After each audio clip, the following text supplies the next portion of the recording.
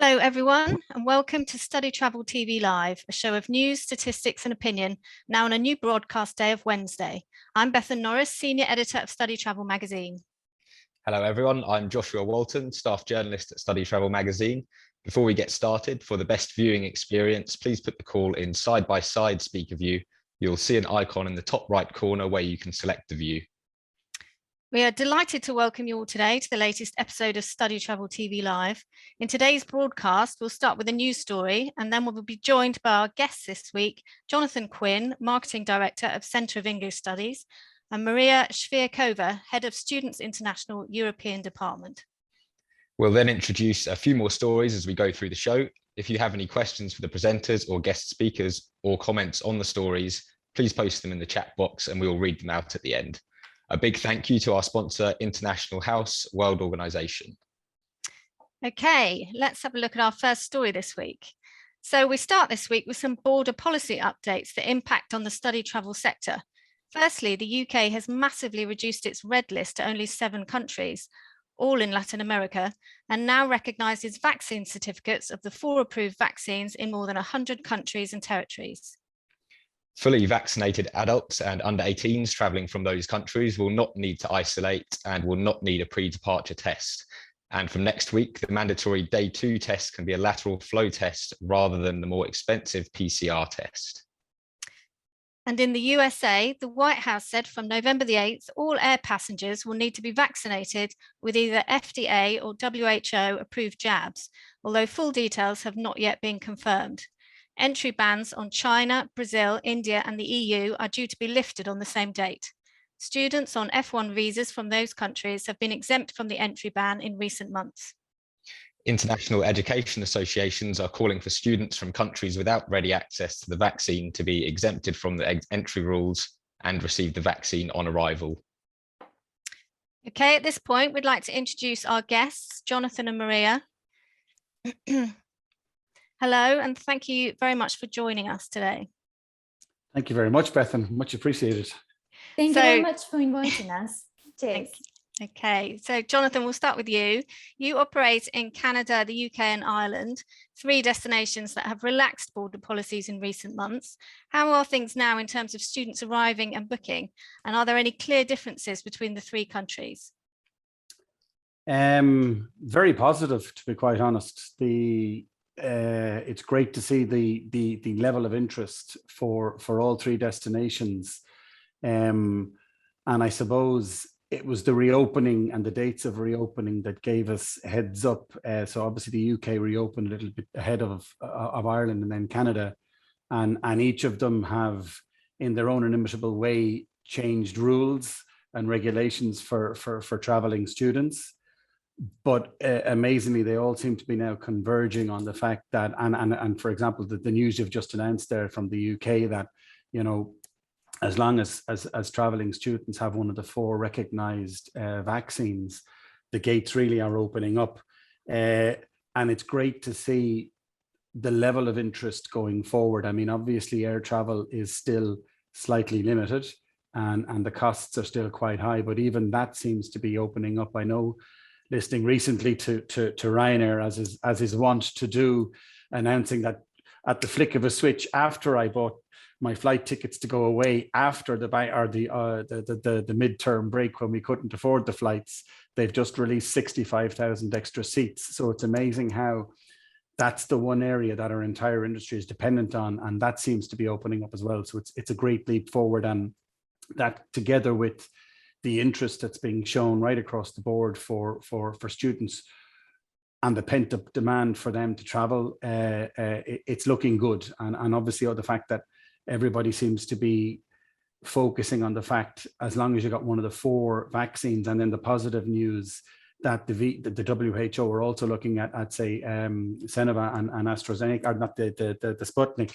that hopefully they'll get the green light going forward, and that would really make a big difference to all our lives. And Maria, the Russian Sputnik vaccine has not been recognized by most destinations. Do you think that's preventing Russian students from traveling? And in which destinations for your students is the Sputnik recognized? Yeah, thank you very much for the question. Yes, unfortunately, Sputnik has not been recognized in many countries as of now, apart from Cyprus and United Arab Emirates. But I can't say that it does stop our students. No, not at all. So this year we finally had some like a glimpse of a summer. I'm saying like a glimpse because we used to be having more students obviously traveling every single day during summer for academic programs and such. But you know what, the interest in traveling, the interest in studying abroad is as strong as ever at the moment, and COVID can't stop that.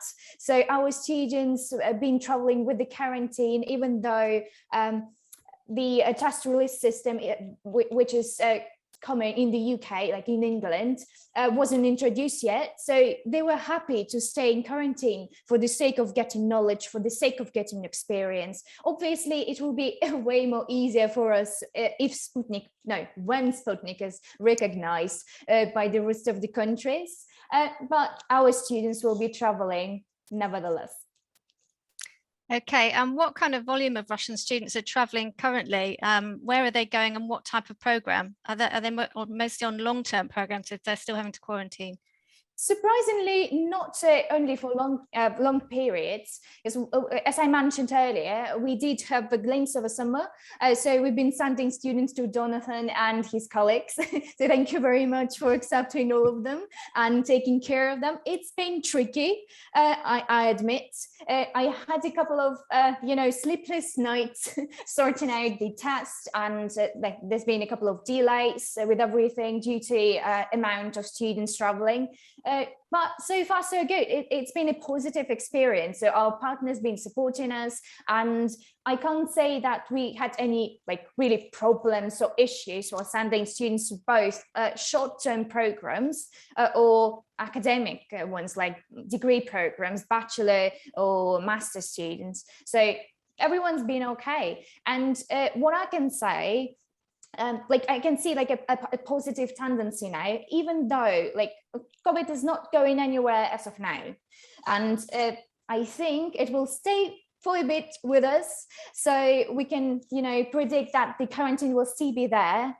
Maybe it will be a shorter version or not really, we don't know yet because everything is changing rapidly every single day. But our students now, they tend to book longish courses. So let's say if previous summer pre-COVID, they were happy to book only 2 weeks with Jonathan and his colleagues. Now they're aiming more at 4 or 6 weeks, so that the quarantine is not affecting the studies. So it's been positive for us so far. Thank you, Maria. Okay, let's take another story. A survey of Chinese parents released by the Boarding Schools Association in collaboration with the British Council China and Connexel has shown that 85% were either satisfied or very satisfied with how schools in the UK have handled the COVID-19 pandemic. The parents of students already in the UK said their plans had largely been unaffected by the pandemic. However, 65% of prospective students not yet in the system said they would postpone until the situation improves, but only 6% said they would completely abandon their plans.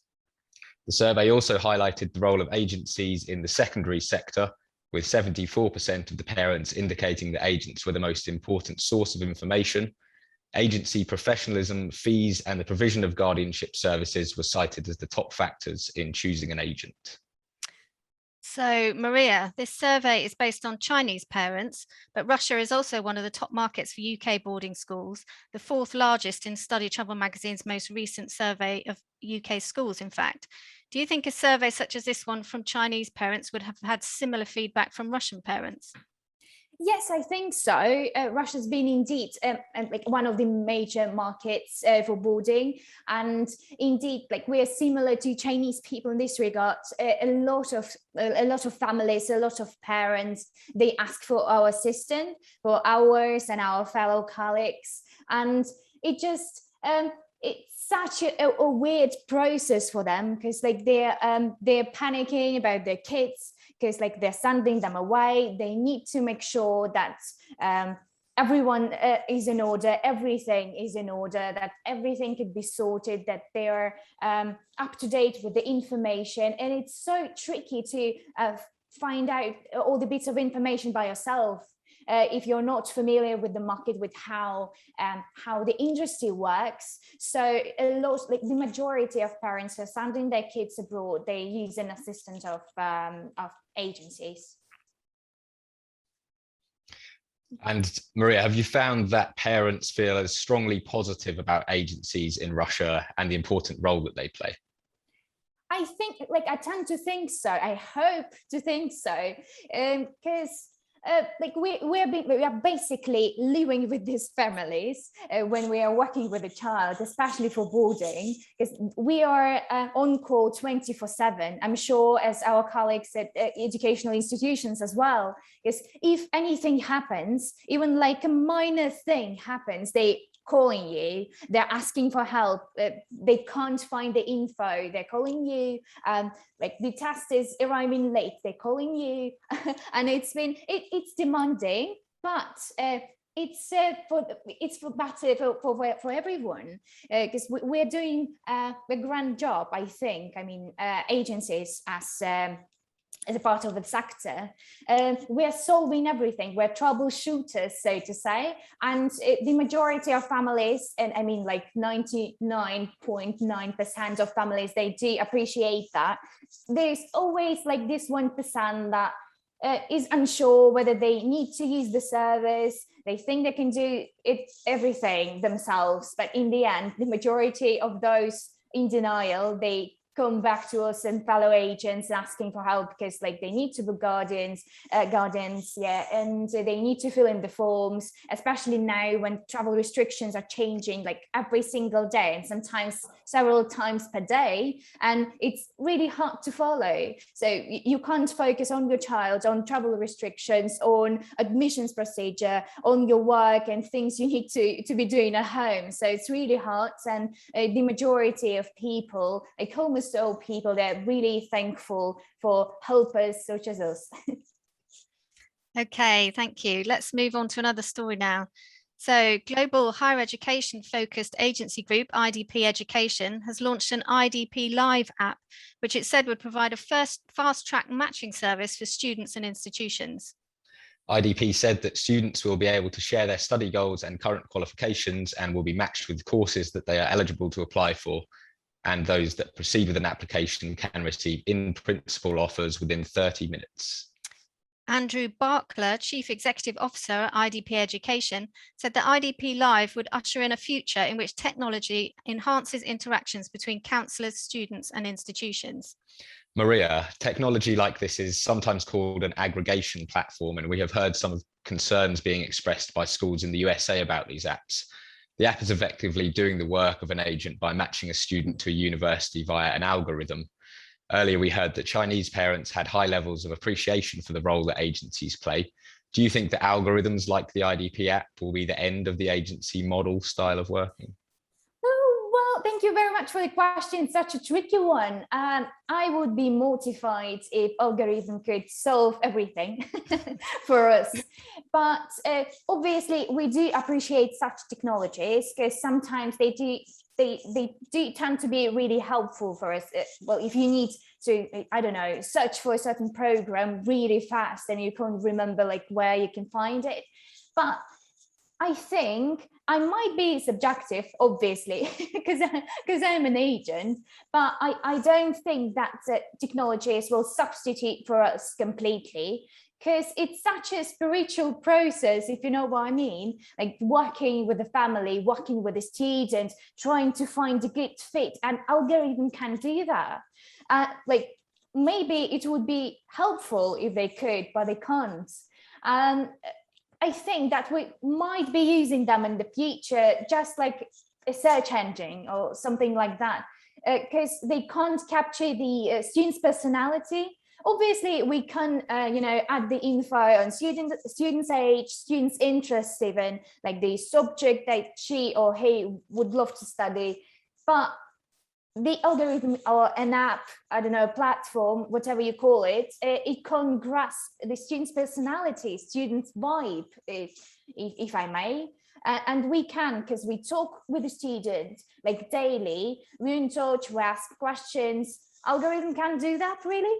Like you can program and set up an app to ask certain questions, but I think to no way, really, because it's not a person. And I think luckily for us, a personal touch still means a lot in our job. Okay, and Jonathan, do you feel that such technology will replace the current face-to-face nature of the language and study travel industry? And are there any apps like this on your school's horizon? I realized when you asked me this question that I'm the dinosaur here, and I do things the old-fashioned way. And I completely agree with what Maria said, that there's reasons we go to Alfie in London. There's reasons I can't wait to go to Alfie in Malaga. There's reasons why Justin is going to meet our partners and friends and colleagues in Berlin. And it's the nuances of how's a school doing, how's an agency doing, how can we help an agency build their student numbers, how can an agency perhaps point a school in the right direction. So I think the technology definitely has a place, and we've seen that in one or two of the new systems that have come to fore. But I think, and as a school, definitely there's going to be the potential for us to develop something whereby perhaps students that have enrolled in the school, we have systems in place already, but that there might be additional information that a student would require that you'd be able to use an app for to get that information to them. But the reality is people are at the heart of this business. I know that there's a desperate need or want from everybody to start traveling again. I visited some of our partners only last week in north of Spain, and it was fantastic to get out there to see, look, how things are doing for them. What do they feel the future is going to hold? And you can't get that from an app or from an algorithm. I also think that the time we spent with counsellors sitting in their offices, because even like from a Centre of English Studies CES perspective, our school in Oxford is a small boutique school that's completely different to the school in Dublin, that's completely different to the school in Edinburgh, which in a very historic district, but they all have things that one school might suit one student, and on a computer system it won't differentiate that. Our school in Worthing, for example, the kids can walk to the school, it's full bar. It's the little things like that a student might want to go to London, whereas you might, the counsellor will say, well, maybe on this occasion, as it's your first trip, that you should maybe look at a smaller area, a smaller city. And that's right across the board, wherever we go. But I think technology, and we've seen it,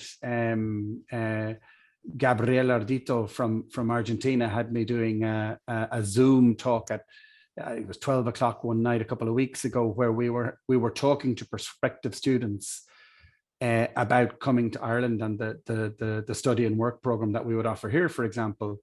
And two of the students, there was about 6 students on the call, but the reason they picked it was because it was the interaction between the school owner and but that going forward, we've all seen it now, that you will be able to do presentations with counsellors and hopefully host families and answer any questions. Once the counsellors have gotten past a certain point, they might say, well, how about we talk to the school, we'll get you all in a room and we can translate the questions. So technology definitely has a part to play, but I can't wait for Alfie Malaga, and I can't wait to be sitting down in front of all our partners and enjoying everybody's company, because I think that's one of the main reasons we're all in this business is it's the personal contact, and how by knowing each other and the products that we have, how we can then go on and change the kids' lives going forward. Absolutely. Thanks, Jonathan. Okay, let's take another story. StudyTravel has reported on some new initiatives in the ELT sector, suggesting a renewed sense of optimism for the year ahead. Bishop Stortford College in the UK has partnered with Experio Life to launch a new English language residential summer school programme for 2022 at the school's campus between Cambridge and London. Meanwhile, in South Africa, the University of Pretoria has opened a new centre for language learning, offering intensive English programmes to improve general English and academic skills for international students. And also in South Africa, Johannesburg-based provider Avenue English is relocating to a new campus in the Sandton area. Jonathan, you were delighted to be able to announce that CES Dublin could reopen to all international students as of 20th of September, and your UK centres in the months prior to that. Do you feel optimistic that 2022 will be the year of recovery? Definitely. Yeah, we're already seeing not more than green shoots. I was talking to one of our agents in Madrid earlier today, and she said, did you see my email to Robin that she confirmed a big group going over to Toronto? And people are confirming already for next summer, which I mean, I'd say both from Maria's perspective as an agent and from a school's perspective, it's fantastic that we're seeing huge demand. Now, there's going to be, I would think, a gradual reopening in terms of there's other areas that we need to look at. For example, homestays, residential accommodation availability, different things like that. Also flights, as we said. But there's no doubt that from anybody you speak with, well, I've spoken to, there's a genuine desire amongst the students to start traveling. And I think the fact that people have had so much more time to talk to students, you know, if a student had to delay their trip, the urge, the desire to travel really is there. And we're already seeing, you know, things that we thought we wouldn't see, for example, say low season school groups, they're already starting to come through the pipeline for the different centres, which is fantastic. And if the pre-summer bookings that we're seeing hold true, it should be, it won't be 2019 or 2018, but definitely we'll be on the road to recover, which is what everybody, I think, in the industry was looking for, because it's been tough. And I mean, again, for all our you know, fellow schools in MEI or in English UK or Languages Canada, and for all our loyal partners, I mean, the support that all of those different associations and you guys have shown, and say in Alto, where there's been kind of an area whereby people could get together, talk about how difficult it's been, but plan for the future and plan for the green shoots. So that's something that we're looking forward to hopefully seeing the fruition of next year. Okay, and Maria, Students International held a 24-hour webinar marathon last year, among other digital initiatives. And you've also staged several face-to-face exhibitions recently, bringing students to meet schools. Tell us about how these events went and if your optimism is what agencies and students were expressing. As I mentioned, but thank you for your question. And as I mentioned prior to the start of our podcast, we are optimistic as ever. Yeah, last year has been a tricky one, and we felt when the lockdown was introduced and everyone was panicking and had no idea what was going to happen, we felt the urge to support our students to maintain this interest in studying abroad, because we understood that the panic could overshadow everything. So what we did, we started doing webinars on studying abroad every single day for the whole lockdown, even at weekends.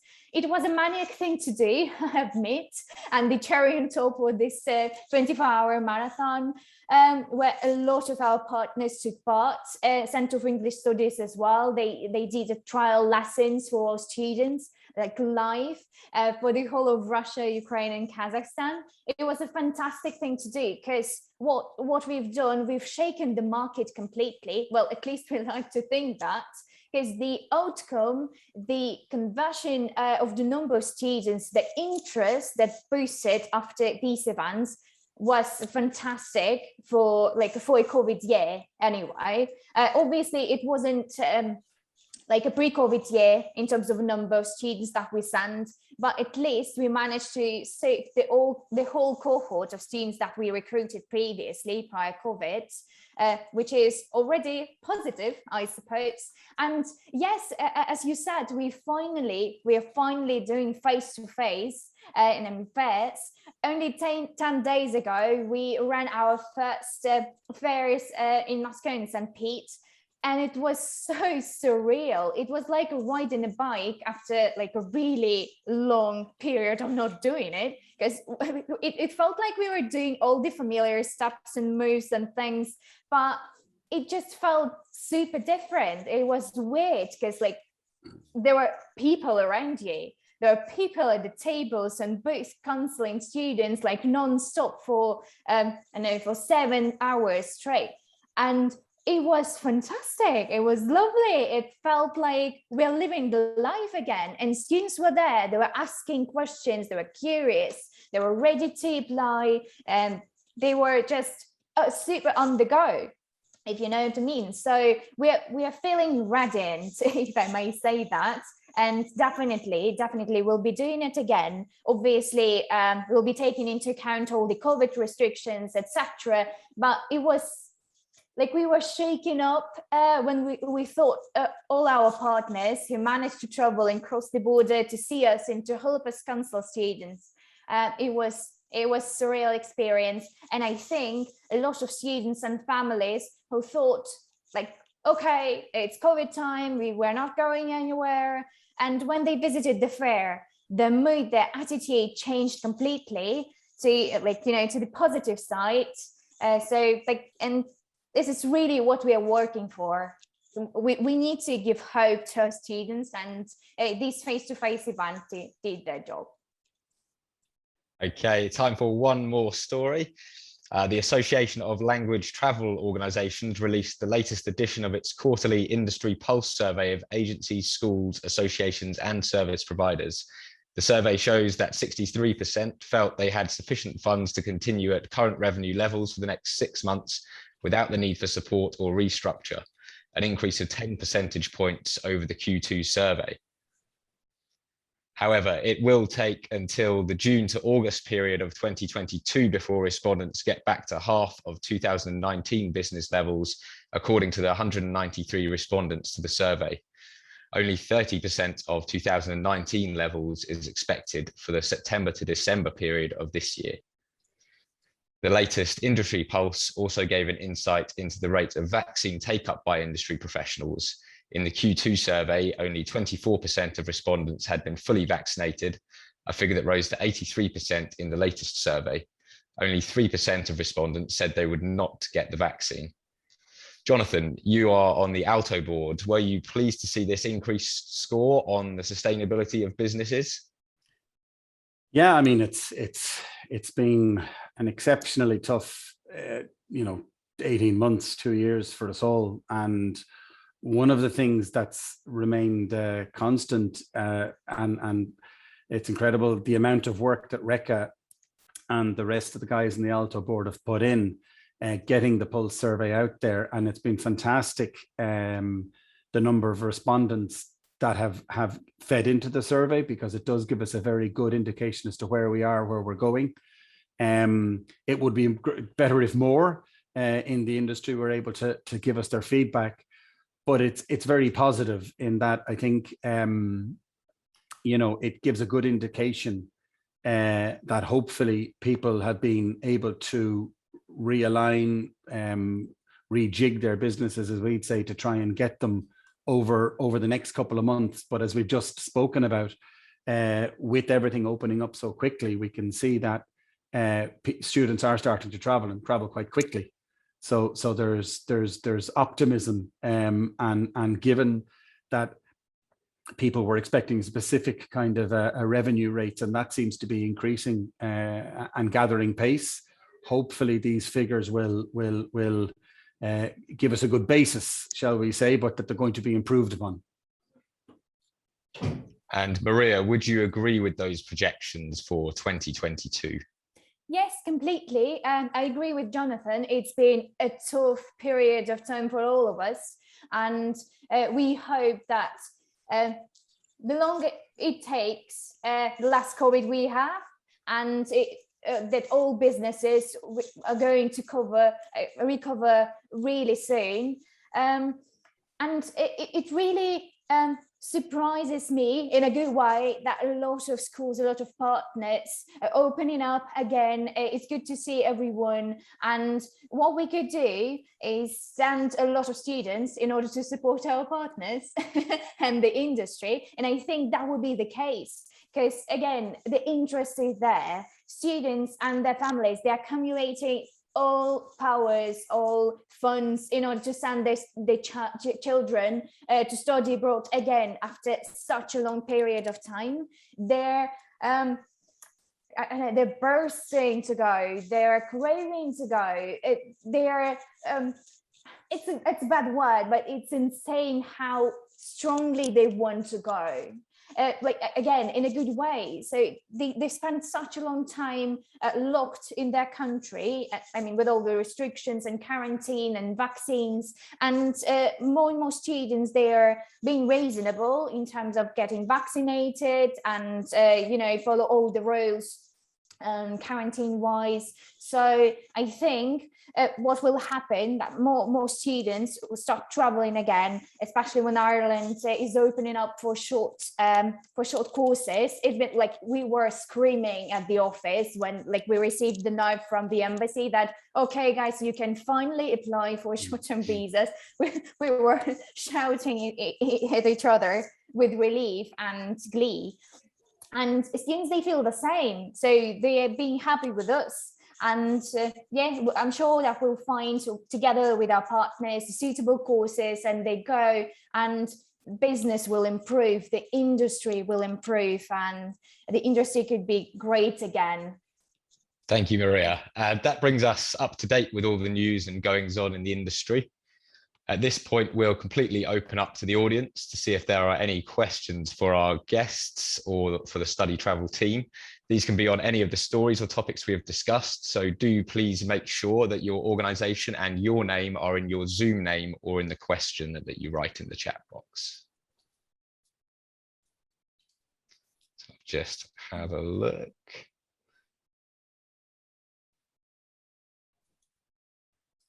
Doesn't seem we have any in the box, but there were some questions, or a couple that were submitted earlier to us.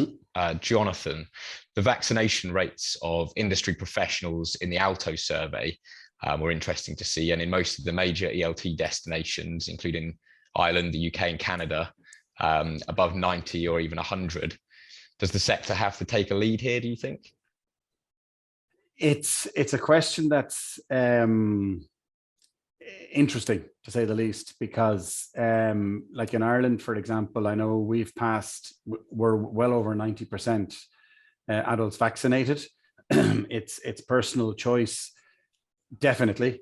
And I know it's been highlighted in the UK that there's a few of the famous footballers have decided that they don't want to get vaccinated. But it is going to be interesting because there's a question of having vaccinated, unvaccinated students in a classroom. Do you have them in bubbles? Going forward, I think it's going to be a definite that probably students, most students that travel for pure ease will have been vaccinated. But there's always going to be a cohort that won't take the option up. And we'll just have to work out ways to deal with them. But given what the industry has dealt with so far and how quickly we were able to move from face-to-face classes being closed down, going online, doing Zoom meetings with our fantastic agents, it's a hurdle that we'll overcome. But given, as Maria said, how much of an uptick there has been on the vaccination process, and the fact that hopefully the other two vaccines will be given the green light. I think, it's going to be a question of that the vaccination, just for pure ease of operation, will probably a requirement going forward. But as it stands at the moment, it's not. But again, it's the industry. Again, it's something that possibly on the next Alto Pulse. It could be a question that should be added. What's the general feeling within the industry, in terms of vaccinated or unvaccinated students? I know one or two of our competitors in Canada have already made the decision. So it's a question we'll wait and see. But, a lot of the countries, it's unless you've been vaccinated, don't come, which is kind of the issue, shall we say. So for pure ease of travel and being able to get it and about there, it makes life an awful lot easier for people who want to travel. Thank you. And Maria, do you have anything to add from your side of things on the kind of vaccination front and how easy or tough it is for your students at the moment? Well, our students, as I mentioned previously, can do anything in order to go and study abroad.